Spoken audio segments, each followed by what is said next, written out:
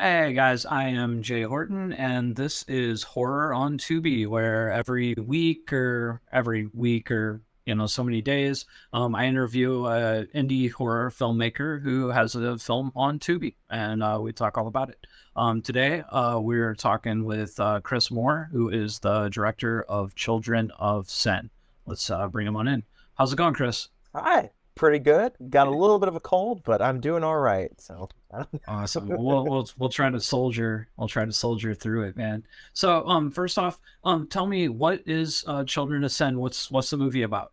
oh, it's about two teenagers whose mom gets into this relationship with this guy who's involved in this sort of religious cult and starts to think that they are sinners.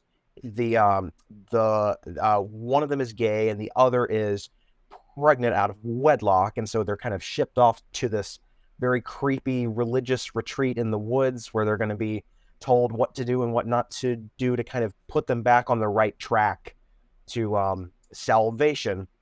But unfortunately, it's run by people that are a little psychotic and they have a weird idea of what they need to do to get them back on that path. And it usually involves a lot of murder. So it's pretty spooky. Not It's not a family film. Well, it depends on your family. I don't know. I don't know. Maybe. If you have a very open-minded family, maybe. I don't know. Right, right.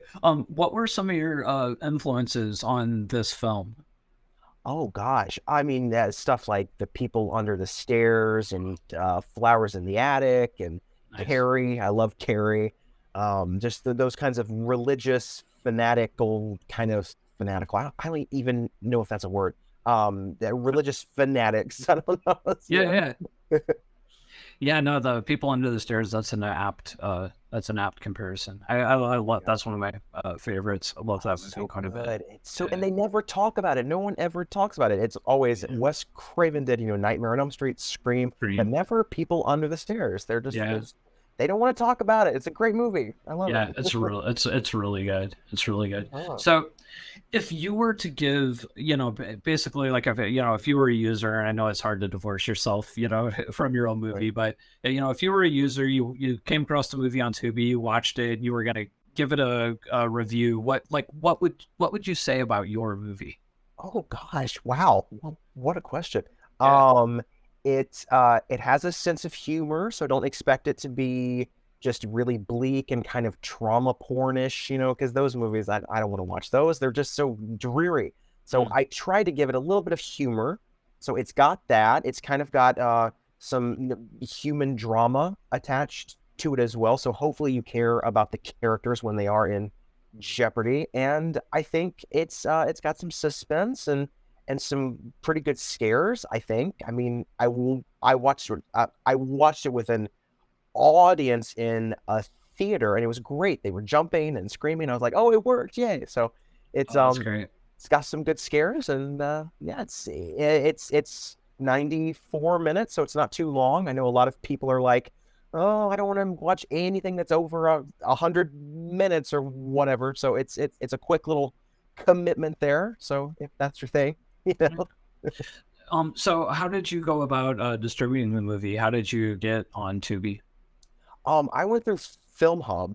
Okay. I went through them for my last movie as well, A Stranger Among the Living, Mhm. and I had had some pretty bad experiences with distributors before that.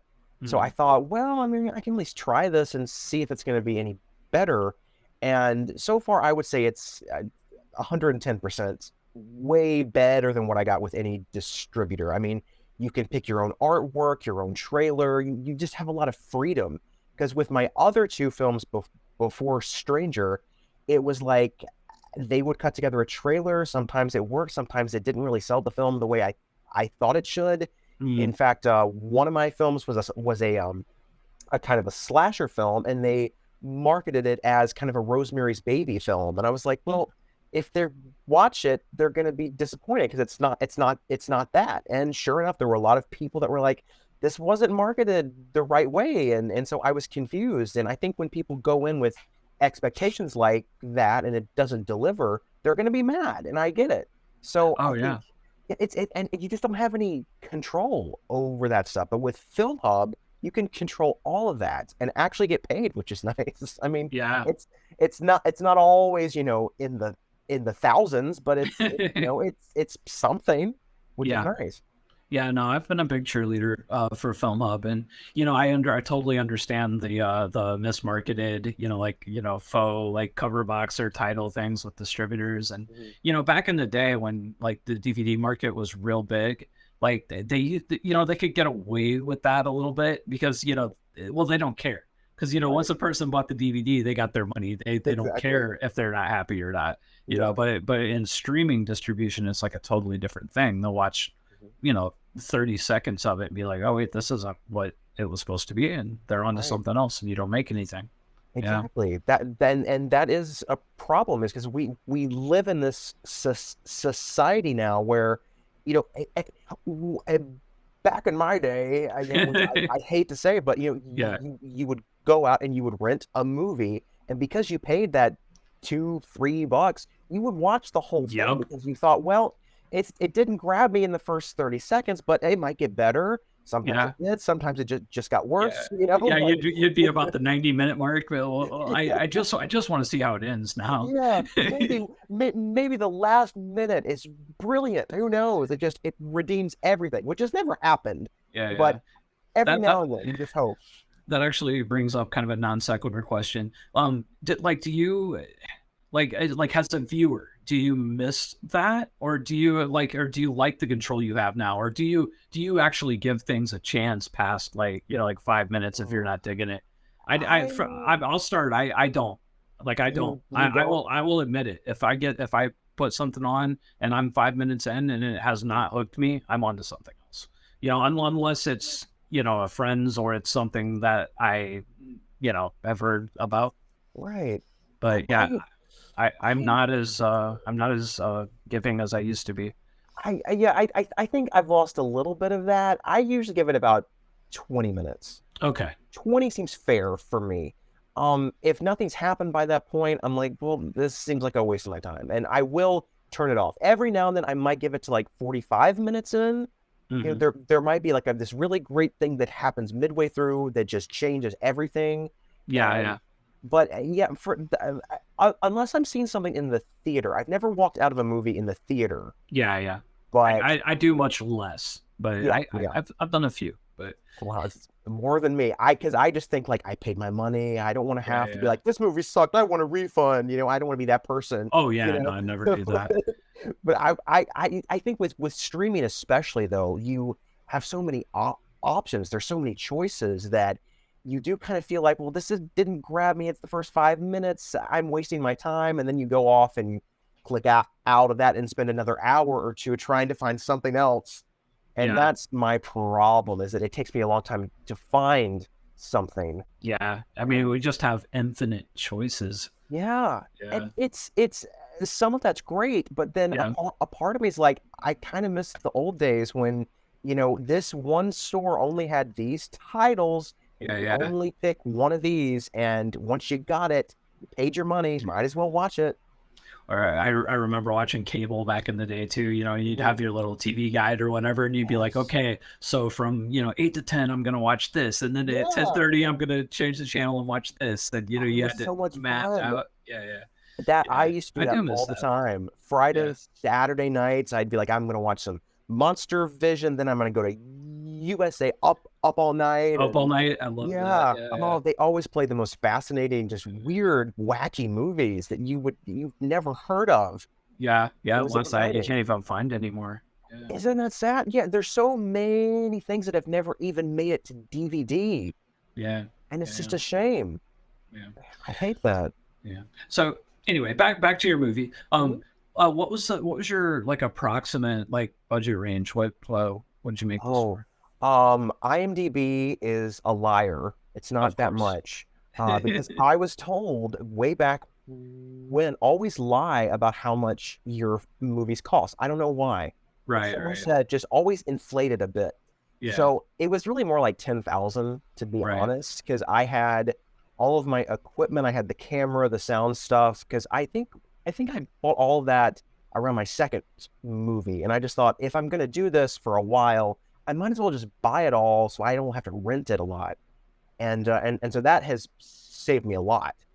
And then, like, locations and stuff and catering and, stuff like that. But it really wasn't that much. I think it was like a 15-day shoot at the most. Oh, wow. And it was the two main locations, so it wasn't that tough. I try to write things for as few locations as possible, and this was right out of COVID, so I was like, I don't want a big cast, Right. and so I wanted to make sure that everyone was safe and stuff, and so yeah, it was about 10,000 all together, I think.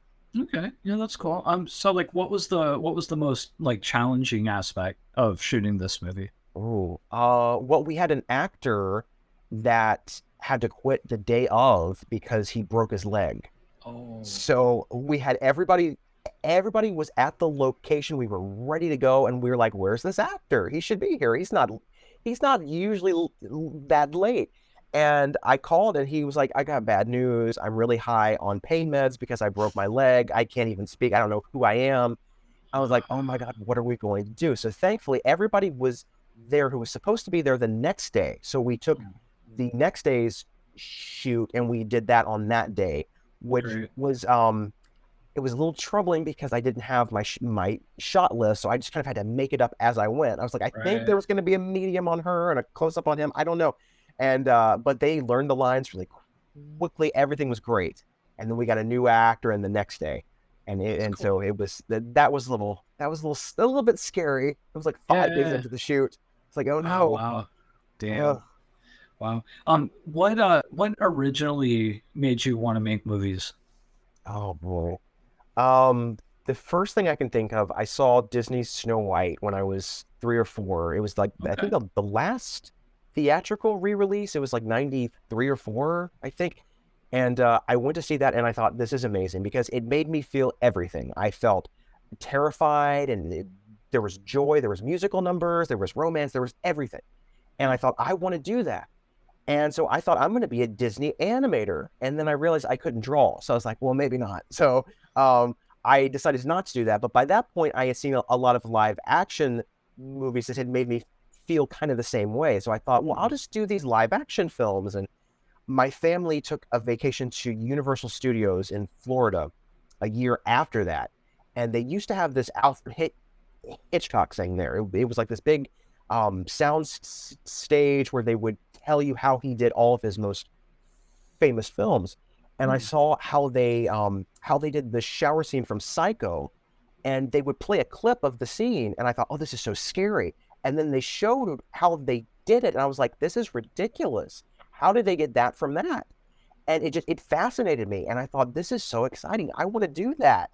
And from then on, I was probably 6 years old, and I had that narrow mindset of, I'm going to do this. And I would make really terrible movies with my friends when I was like 10 on Yeah. I think it was the VHS-C camcorder back in the day.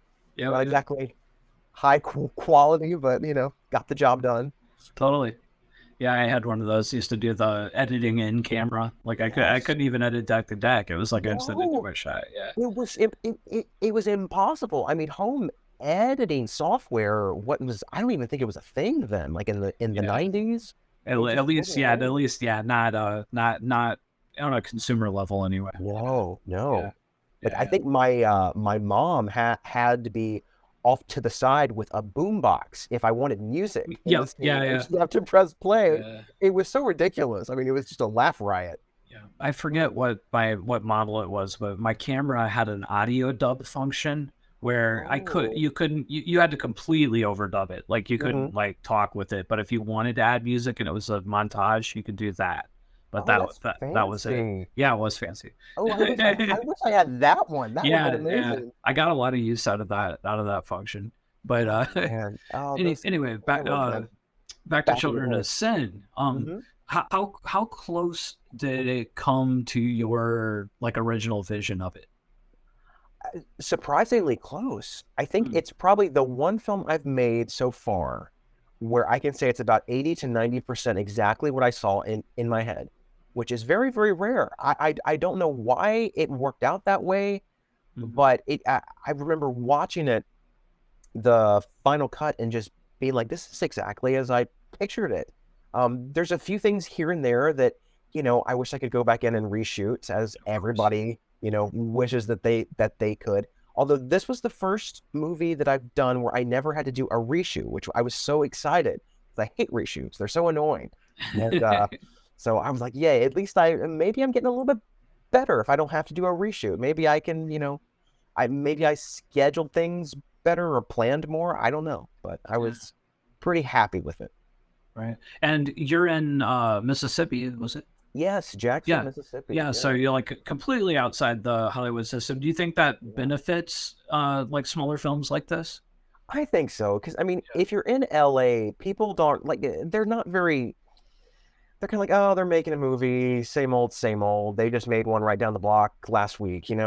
And I think people down here are still kind of charmed by it. They're like, oh, you're gonna make a movie? Well, you can use my house. That's great. You can use everything. Whereas if you're in LA, they're like, that'll cost you 50 mil, for one night. Yeah. And Yeah. so, permits aren't really a thing people care about, as long as you're not destroying private property. So it's just much more relaxed, and kind of, I think people find it more interesting here. So you tend to get more help, because Mm. people aren't used to being in a movie or on a film set, and they don't know what it's like, so they want to help. Right.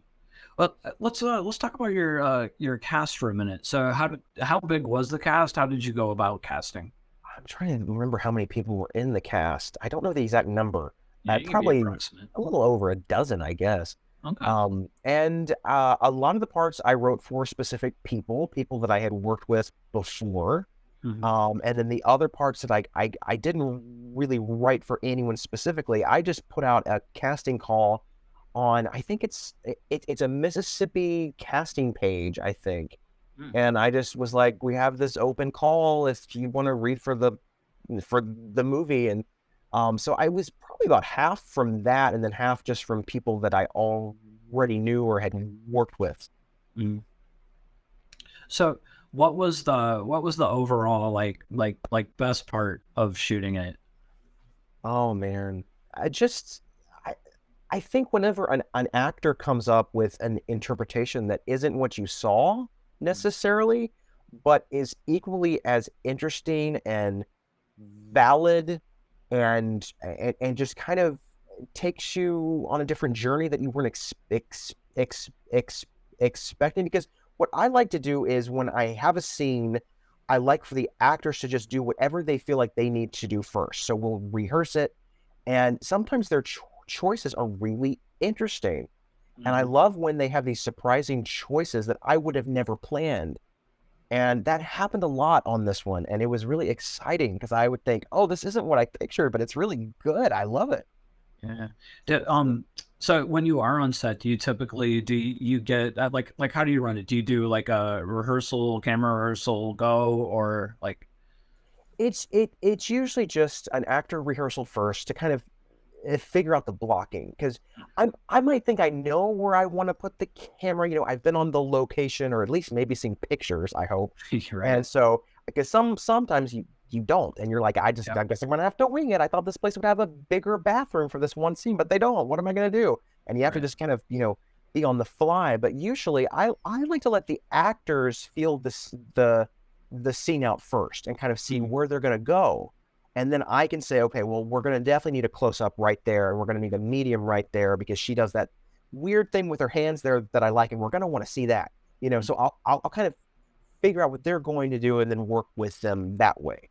And then if they're really doing something that I just think is completely wrong, I'll just say, listen, in my head, I thought you guys would go from here to here to here to here to there, and then sit on that line, and we'll Right. just do it. I think it's best to be prepared with your own sort of version of what you'd Mhm. want them to do, but then let them have the freedom to bring in their own ideas. Right. It sounds like you have a real affinity for working with actors. Do you have a Yeah. background with actors or acting? Well, I've done a lot of acting myself, and Mhm. I'm in this particular movie as well. And I love the way they work. I love their minds, and I think it's good to let them feel creative too, because so many times they're just being told what to do. Stand up on that line, go to the bathroom here, walk in there. And they're not really feeling like they're bringing much to the table. And I think when you let them come out with ideas, even if the ideas don't work, at least try them. Just try them once and sort of see, because you never know what they're going to bring to the table. It could be something that completely blows your mind, or it could be very laughable. I've had actors before that are like, what would be great here in the scene when my mom is dying, if a dragon came through the window and went, I'm like, this is a serious scene. We're not going to do that's ridiculous. But you have to at least be like, I'll think about it. I'll think Right. about it, Interesting. Yeah, very interesting idea there, but I don't know if it's going to work.